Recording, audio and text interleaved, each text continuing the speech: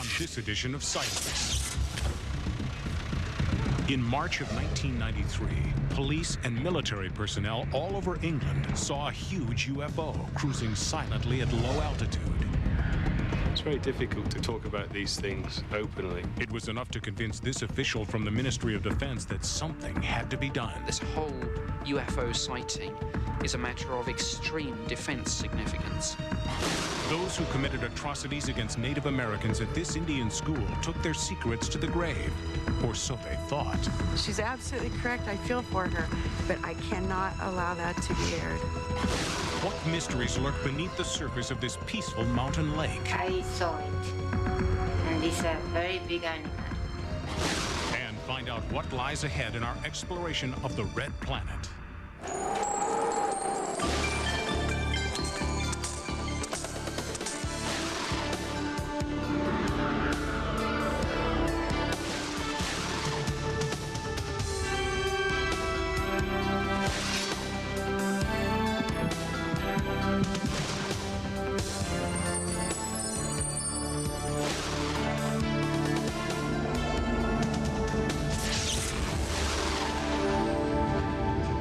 Welcome to Sightings. I'm Tim White.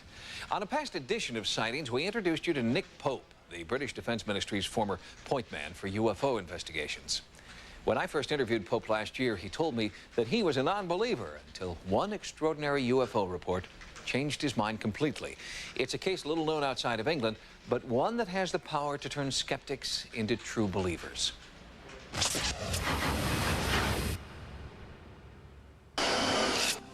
Nick Pope has been transferred away from the UFO desk at the Ministry of Defense, but his book, Open Skies, Closed Minds, has him once again at the center of Britain's UFO debate. It's an unlikely position for a man who started out as a dyed-in-the-wool skeptic. When I started the UFO job at the Ministry of Defense, I really didn't know what I was letting myself in for. I came in as a skeptic and with very little knowledge of what it was all about. Then, one startling report, and Nick Pope was never the same again. I'd been doing the UFO job for a year or so when a case came along which really changed my perception on the whole UFO mystery. It occurred on the 30th and the 31st of March 1993, and it was without doubt one of the most major waves of sightings that Britain had ever seen. At 1:05 a.m., March 31st, 1993, the report began, radar did not detect a massive UFO in British airspace. There were military and police eyewitnesses and impeccable documentation. There were dozens of witnesses all over the country. Many of them, because this was late at night, were police officers on night patrol and military personnel on guard duty. UFO investigator Doug Cooper was awakened at 2:20 that morning by a shaken Cornwall police sergeant who described what he and others had just seen. The object was black, and it appeared to be shaped either something like a wedge shape or a delta wing shape, or indeed like a catamaran, a twin-hulled craft. There were lights on this craft, which they appeared to be at either end of it, which they described as about 500 feet apart. At the Ministry of Defense, Nick Pope was being inundated with questions about the UFO's origins. I launched a full inquiry into this. I made a series of very detailed checks to try and find a prosaic explanation for this. I checked aircraft movements, satellite tracks, airships, weather balloons, but after an extremely detailed inquiry that took me several weeks, I drew a complete blank. This was a genuine unknown. Pope and Cooper persevered, in large part because of the sheer number of reliable eyewitnesses. Pope pored over the reports of Devon Patrol officers Barry Mitchell and Gus Cotty, who observed the UFO near the Bristol Channel. Gus? What's that? Oh, my word. Gus and I both sort of looked at each other, and Gus stopped the car and we got out. I've never seen anything like that before. Certainly the three lights that we saw, I certainly formed the opinion that they were fixed to the same object, albeit I couldn't see any object, travelling at the same speed, And had it been a conventional sized aircraft, it would have been a deafening noise. It was probably in our view for about 30 seconds. It was really, really strange, yeah. Those are the three lights in the position, and that's our vehicle. You just don't know what to say, do you? It's the first time you come across something like that. Their notes and drawings only came out after they discovered they were not alone. It's very difficult to come out of the closet, so to speak, and talk about these things openly. So Barry and I decided not to say anything initially, but then another officer in Cornwall came up over the radio and said that he had seen these lights. Once it had broken the ice, we just then said, oh yeah, we've seen them as well. And then other officers came across the radio as well to say that they'd seen the lights as well. In fact, police all over southern England were calling dispatch with UFO sightings of their own. The other officers who saw these lights, albeit some of those officers were in excess of 60 or 70 miles away from where we were, the timing of their sighting was exactly the same as the timing of our sighting, which, putting the whole thing together, makes it even further a bigger mystery. Police officers are reliable. They're not given to flights of fancy, as far as we're concerned. They're reporting something which they're seeing, which they don't understand. This is basically what we're talking about. It's an object which they can't identify with. And I suppose, to some extent, rather alarmed them.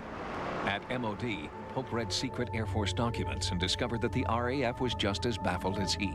He realized that something had happened, and he seems to have gone out of his way to be as helpful as he possibly could by sending me a letter with the map on it, of course. We've never had this before from anybody in that position. Not only did Pope send a map showing when and how the UFO had traveled, he also included where. A complete list of sightings locations, including several military installations, something only the Defense Ministry knew. Pope did it because he felt the UFO posed a serious threat. Something had flown into England, and military radar didn't catch it.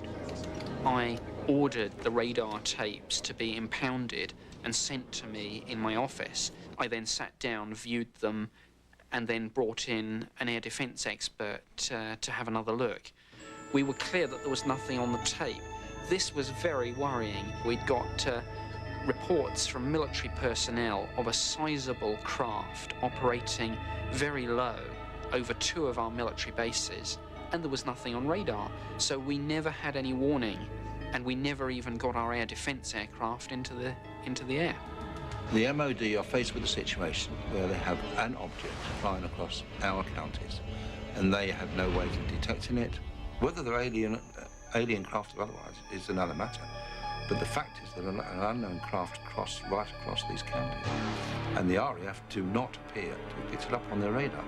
If a structured craft of unknown origin has evaded detection by the Royal Air Force, the implications are global. If the world's air defense systems cannot respond, what will? That's got to be extremely worrying, and that's got to mean that this whole UFO sighting is a matter of extreme defense significance. The party line, the Ministry of Defense standard view, is that UFOs are of no defense significance. Now, after this incident, I didn't have much time for that standard line.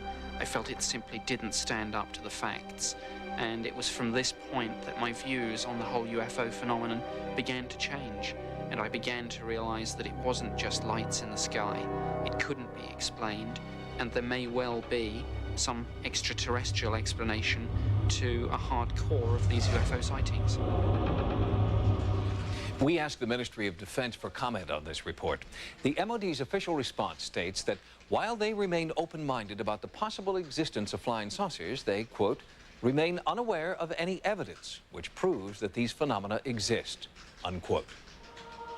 Next, why moonwalker Edgar Mitchell turned to the paranormal for answers about our world. But that mind is interactive with nature. It's a part of nature. It's inseparable.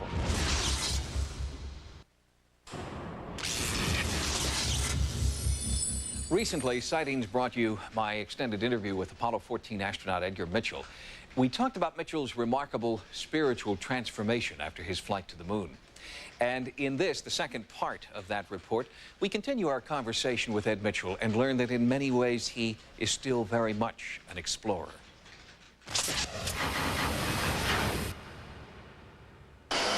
My whole purpose in my life, turns out, is that of an explorer, to discover.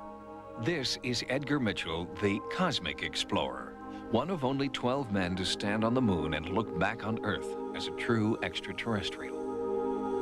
When Apollo 14 returned to Earth, Edgar Mitchell was a different man.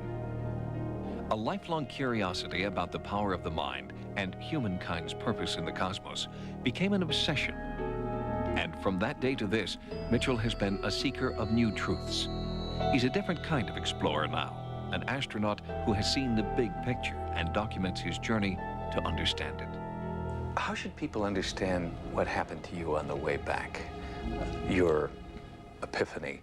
Were you struck on the road to Damascus? No. Or was it a process that you went through? Everybody has been through moments of great discovery in their own life, one way or another, something that's, aha, oh, wow, isn't that neat? This was just that same experience multiplied a few times over. Most people don't spend 25 years working to find out what that moment of discovery meant, and you have. Why? There was an impulse within me to find out what all of this meant. This experience was so curious. And I think, being a pretty good scientist and a pretty good explorer, I said, this doesn't fit my answers. Let's go find out why my answers are wrong. So it's taken 25 years to come to a new answer. It began with Mitchell's sense that there must be a universal connection between all things. Neither science nor religion had all the answers, he felt.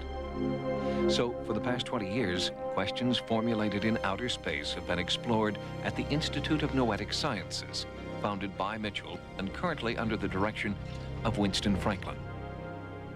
One of the really fascinating things about the Institute is that in that moment in the spaceship, Edgar Mitchell got a very complete picture of what the Institute should be. In other words, he realized that it was to be an integration of science and spirituality.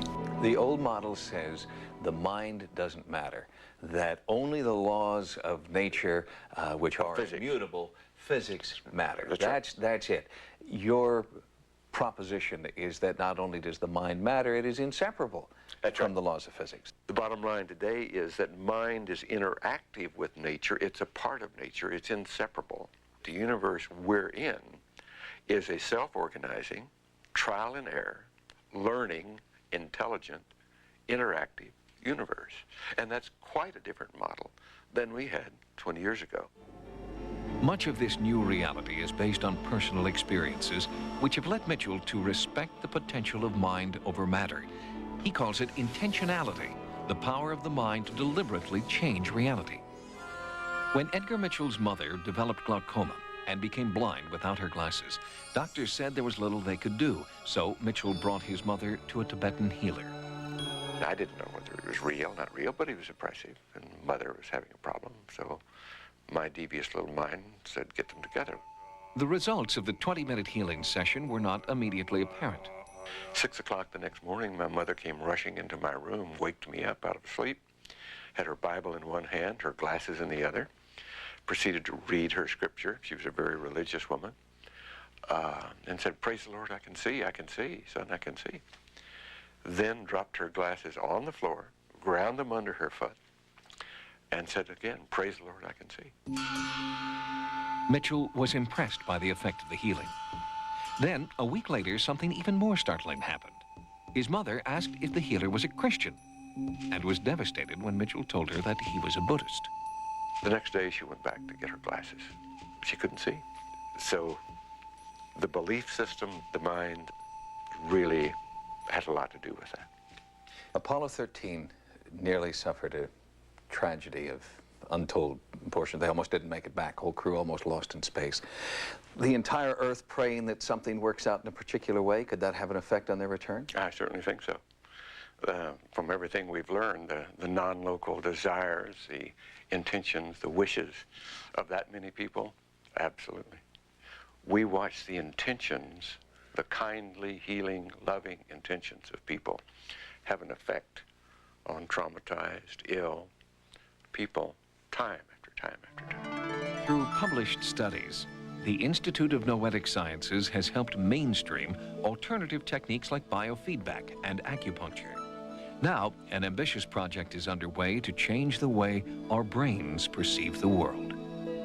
And that global mind change is a change in worldview of everybody on the planet, so that principally we see our interconnectedness. We realize that we are part of something much bigger, that we're connected with all life, that it is a purposeful existence, and that there is meaning. Edgar Mitchell's explorations may have turned inward, a pursuit he highly recommends. But the former astronaut still encourages his son, and kids everywhere, to push back the frontiers of space. And Mitchell has also drawn some startling conclusions about Earth's place in the metagalactic community.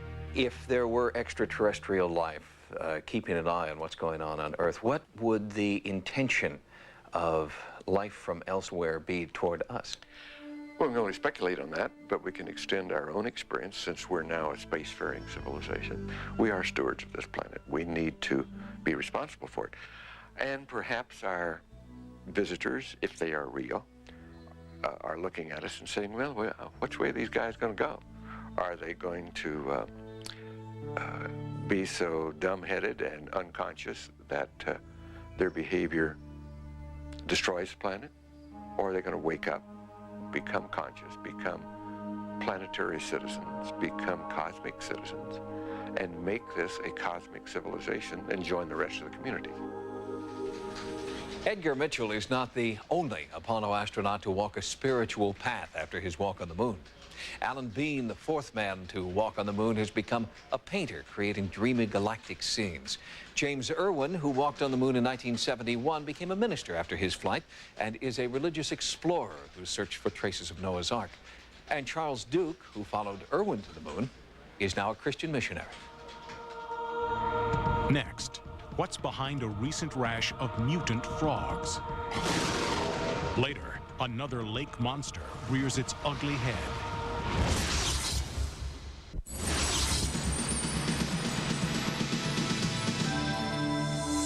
Here are some of the stories Sightings is following in the news.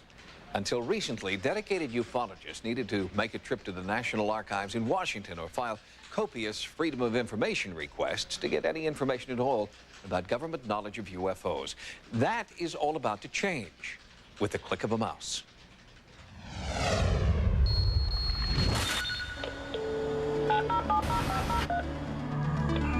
On the World Wide Web, the Periscope is giving users a virtual almanac of up-to-the-minute UFO reports. From black helicopters to Area 51, this website is dedicated to providing information on UFOs, conspiracies, cryptic creatures, and cutting-edge science. Click on one of 4 major icons and find out the latest paranormal facts and figures from around the world. The Matrix link is devoted to conspiracies and cover-ups. Nebula is a continuing update on UFO sightings and alien encounters. Enigma catalogs paranormal phenomena. And Dossier has declassified government documents. Take an alien abduction survey. Visit the image gallery. Or click on the Freedom of Information Act Help Center. From there, you can FOIA almost any government agency, from the National Security Council to the White House. Periscope has up-to-date links, data, and images. Available at www.periscope.com.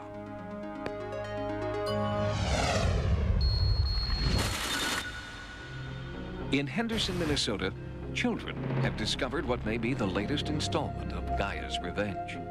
I looked at them and then there's no legs or arms. In this protected wetland, middle school students have made a shocking discovery. Over 50% of the frogs here suffer from bizarre mutations. Scientists called in to help have documented abnormalities ranging from extra limbs, missing legs, to eyes in the throat. Amphibian biologist Dr. Robert McKinnell feels that this may be a warning to human beings. This would suggest that something was affecting their DNA. It could be due to parasites. We don't know the answers to that. But it could also be due to a chemical. We do not know. Biologists recognize these frogs as an indicator species because they process toxins in much the same way humans do. What happens to frogs might happen similarly to humans. Some people have said the frog is like a canary in a mine. If frogs are dying in our environment, where do we go? The Minnesota Pollution Control Agency and environmentalists fear that there could be a link between pollution, global warming, toxins, and mutant frogs. Beware, some scientists warn, because deformities may be only the first step toward global mutation. Let me tell you that their detoxification mechanism is failing the frogs, and since the frog detoxification mechanism is very similar to ours, then our protective mechanism may similarly fail. So far, no one knows exactly why newborn frogs are turning into these freaks of nature. But they are, and not just here. Biologists have discovered similar amphibian deformities in more than 150 locations around the world. And time may be running out. After the frogs, what will be next?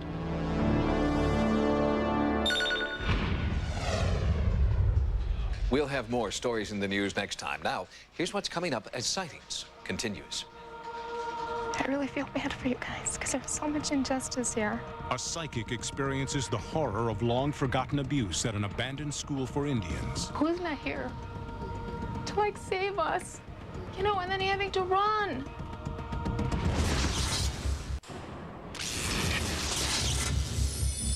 Most Native American cultures do not fear death because they believe the spirit never dies. After the body's gone, the life force lives on. It either crosses over to another plane of existence or it remains on Earth to clear up any unfinished business. Apparently, there is much to clear up at one historic site in Nevada, where witnesses say many restless spirits are trying to make contact.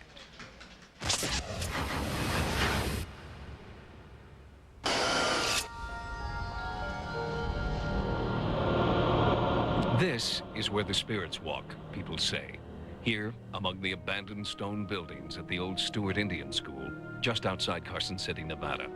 Tribespeople in Stewart have preserved a portion of this site as a museum and cultural resource center, but most of the campus remains the same as it did in 1930. There are secrets behind these boarded windows and the belief that school children, long dead, are still here. I have seen 2 children that are playing on the grass. But as I keep walking, I turn back to look at them. They're no longer there. Mike Perez is a member of the Miwok tribe. He speaks for many people who have grown up in this area and have watched the spirit children. They seem to be playing with each other, rolling around with each other, and when you take a second look, they're no longer there. They have gone. The ephemeral scenes are described as poignant, spiritual, never frightening. But there's a different feeling in the basement of the old administration building. Here, the spirit of an older white male is said to defend his otherworldly territory with an iron fist. He is called the superintendent because he is thought to be the spirit of a ruthless school official. I can't say what it is, but there's definitely something in the basement. Bo Sargent is a former cultural center administrator. Some of his ancestors attended the school. You get a really weird feeling as you're going down the stairs, and there was a really bad odor underneath the stairs. I felt scared. My whole body was just nothing but goosebumps, and my hair was standing, and like that odor, oh, that was the odor that I smelled down there seemed to stay right inside my nose. I turned around, and within a blink of an eye, there was a tall gentleman that I believe is the superintendent that lived here, walked through me, my left shoulder. He was tall, thin, dark clothes. I think he was wearing glasses, and it just happened very fast. I've heard stories that he stands in front of the fireplace and with a blanket wrapped around him, and he shivers, he's cold, trying to get warm. There's a lot of emotion attached to this place due to what happened when the school first opened, and you speak with the elders now who come into the museum, and they have this fear of coming back to this school, of what went on during that time when they were little kids coming here. I am certain that energy and turmoil is energy and turmoil. It's just that. And I think that what a lot of these people have seen are the remains of that energy. Unresolved conflict, unsolved murders, unsolved questions, unpunished perpetrators of horrible deeds. Sightings was granted permission to bring psychic investigator Jorianne Defray to the old school to see if she could ease the pain of the spirits here. I believe that when I do this work, I allow the universal energies to flow through me, to give me all the information that's necessary to help any situation. But she was not prepared for the secrets revealed to her. I was grief-stricken. I was caught up in an emotional state for quite a while that even when I left the land, I was at the point of tears. Jorianne's work is usually matter-of-fact, recording psychic impressions on tape, then taking copious notes. But this case reached deep into Jorianne's being. And when she met Susie Lisa, Jorianne could no longer keep her businesslike demeanor. Some of my staff are bothered by the superintendent, and if there's some way to make it so he doesn't bother my staff. What it appears to be is that he is not who you think he is. He is not one man. He is an accumulation of energies that have come through him, him being like a channel, okay? And all this negativity and everything else just seemed to like well up in him. I don't know if there's been slaughter on this property. I don't know what's going on here, but the loss is overwhelming. I believe that the government has had stuff to do here or something. I don't know if this land has changed hands or whatever, but what was once yours will be yours again, like that. Okay, does that make sense to you? Completely. A lot of people died here, just unbelievable. A lot of people also, somewhere, were cut down in their prime. Yes, these are the children you're talking about. I really feel bad for you guys, because there's so much injustice here. Then Jorianne began to give specific information about what happened to the children. You're correct, but I cannot put this on camera. We can't use this. She's absolutely correct. I feel for her, but I cannot allow that to be aired. I feel terrible that she did hit that, but there's no way you can use that. We are aware of what's there. Sightings agreed to respect the wishes of the Cultural Center and not air Jorianne's revelations. She had hit on certain truths that many people hold sacred, and to divulge them would mean interfering with ongoing healing practices now being conducted. What can be told is the school's tragic place in Native American history. The Stewart School was established after the infamous slaughter at Wounded Knee in 1890. It was built by the U.S. government to address what was termed, quote, the Indian problem. Children here were acculturated, converted to Christianity, taught English and other subjects that U.S. officials promised would civilize the savages. In the early times, from 1890 to about 1930, it was a roundup, a wholesale roundup, much like you'd gather unbranded cattle. And some of the children were actually even brought here in cattle cars. So the process was a mandatory roundup. In that era, children who were taken to the Stewart School never went home again. Children as young as 2 were forcibly taken from the family they would never see again. Eventually, the school became a source of pride when tribespeople began exerting their rights and influence. So it is only now that survivors and ancestors are discovering the depth of brutality in the early years when, they claim, children were not students, but POWs. In spite of a lot of the activity that was ongoing here, there were children who either ran away or who survived it or who helped other children live through it. And they lived long enough to tell us about it. When Jorianne went into the superintendent's basement, she felt that this was ground zero for the activity. Oh, I'm gonna tell you right away. The sense that I get in here is like this, you know, don't come in here. All right, don't come into this room, okay? God help you if you should go in this room, okay? Like something or somebody is gonna get you. It's like what happened down here.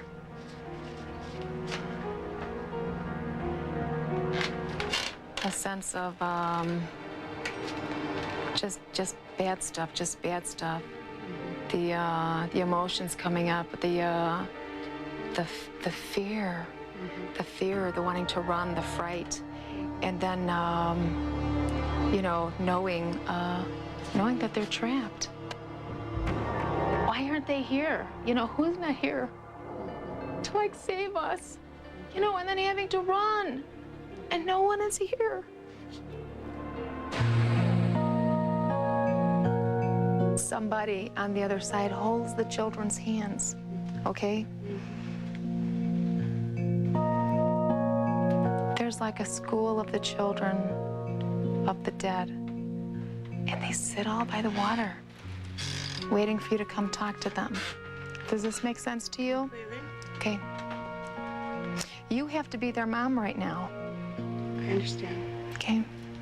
As they parted, Jorianne felt a sense of renewed peace, knowing that the caretakers of the old school will not only preserve this historic site, but also that they will take care of children who still cry out from the other side. We honor the spirits of the children who are here. We love them. Witnesses who claim to have seen the spirit known as the superintendent report that he's always cold and is often seen by the fire trying to warm himself. Jorianne believes that this is his fate, that the spirit in the afterlife will forever feel the same torment the body caused in this life. Next, this picturesque mountain lake hides a frightening secret beneath its placid surface. I couldn't believe it because the animal was so big.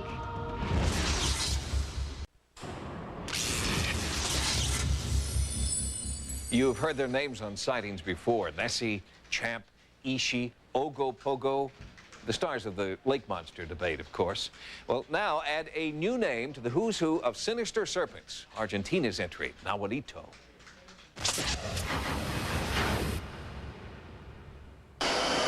Some people think that Nahuelito seems like a dinosaur. And I think that's right because of the size of the animal, with arms, like a whale.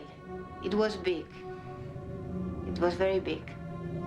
The prehistoric lake monster has been spotted here in Lake Nahuelhuapi, high in the Andes Mountains of Argentina.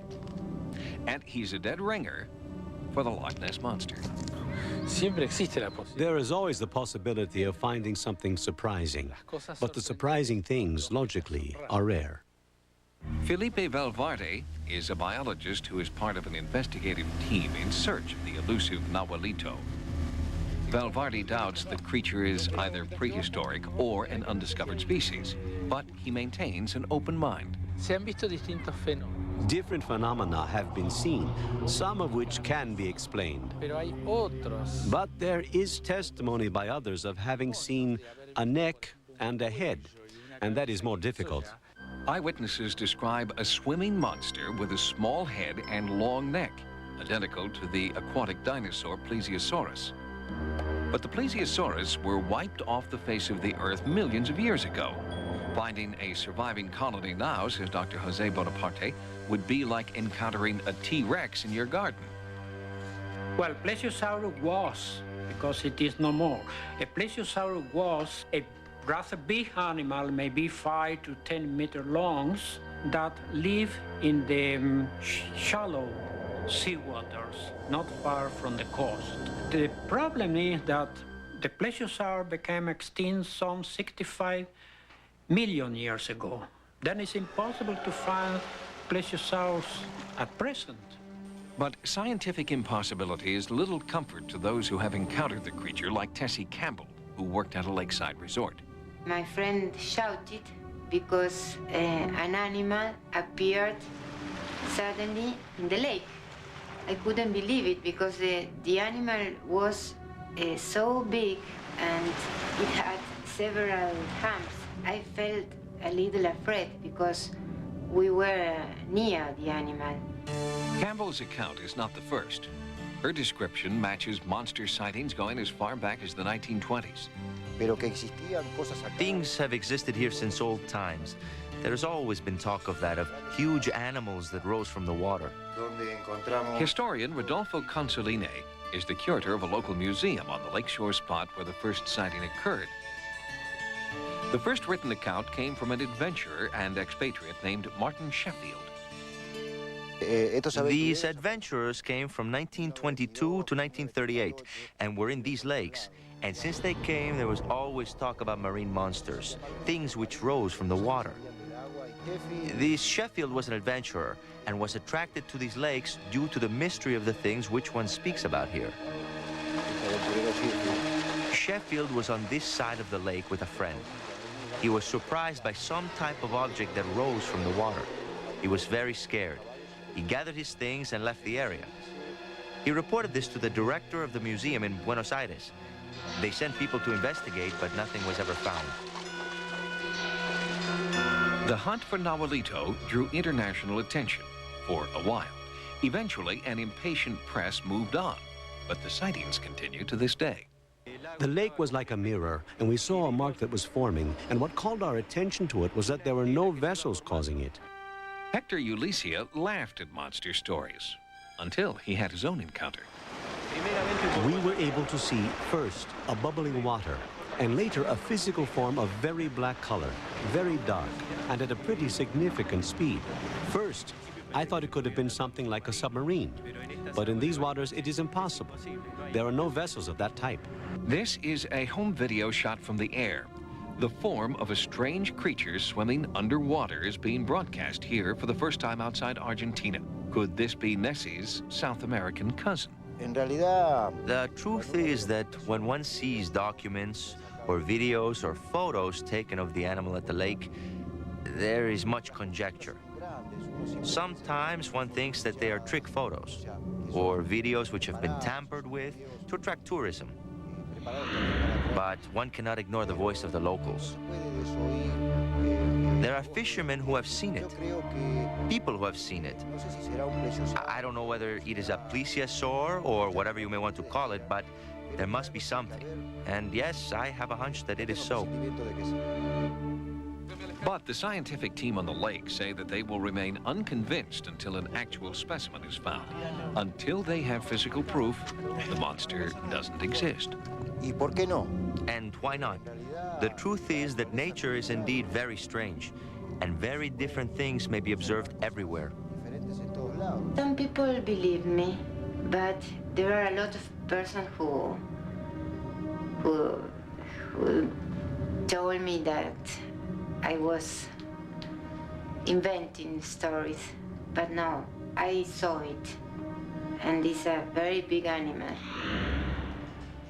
Nahualito is only the second lake monster to have been sighted south of the equator.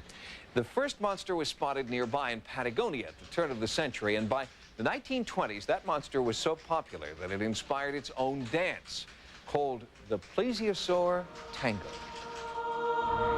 Next, what we Earthlings have in store for our planetary next-door neighbor. When we go to Mars, we're going there to open up a new world to humanity.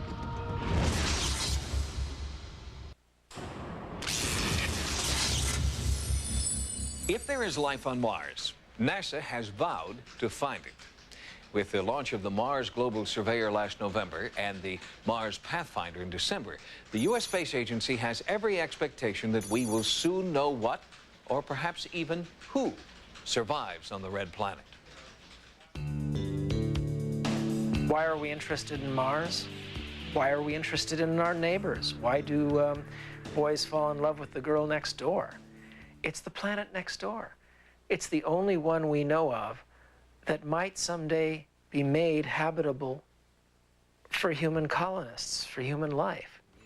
Our romantic fascination with Mars and creatures that might dwell there began in the 19th century when an imaginative astronomer showed the world what that tiny red speck looked like up close and said there were canals there. When Schiaparelli said, I can see channels, there are lines on the surface, I think that was the beginning of the mass interest in Mars.